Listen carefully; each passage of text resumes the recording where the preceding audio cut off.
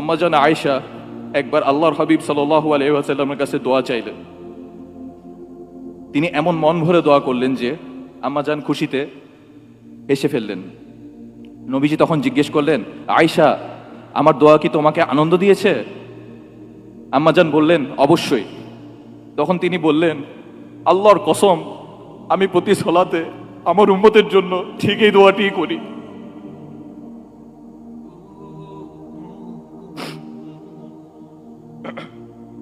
একবার চিন্তা করুন তো, প্রতি সালাতে তিনি আপনাকে ভোলেননি। 1400 বছর আগে মদিনার নির্জন রাতে যখন সবাই ঘুমিয়ে, তখন একজন মানুষের চোখ ভিজে যেত আপনার ফিকিরে।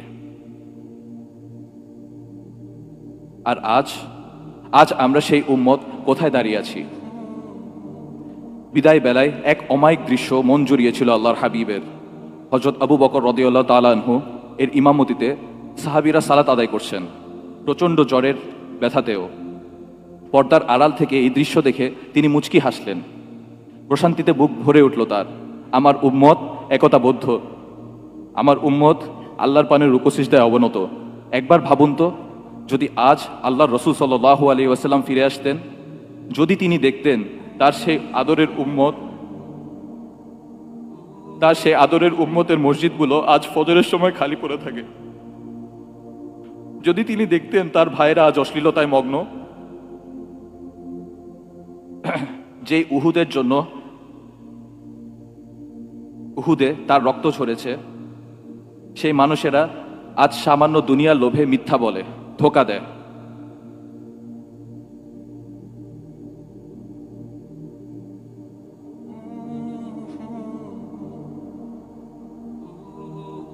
ভাই ও বোনেরা, আমাদের ঘরের দেয়ালে হয়তো তার নাম লেখা আছে ক্যালিওগ্রাফিতে ঝুলানো, কিন্তু আমাদের চরিত্র কি তার নূরকে ধারণ করতে পেরেছে? আমরা মুখে বলি ভালোবাসি, অথচ আমাদের জীবনের দিকে তাকালে মনে হয় আমরা যেন চিনি নাই মানুষটাকে। কি জবাব আছে আমাদের?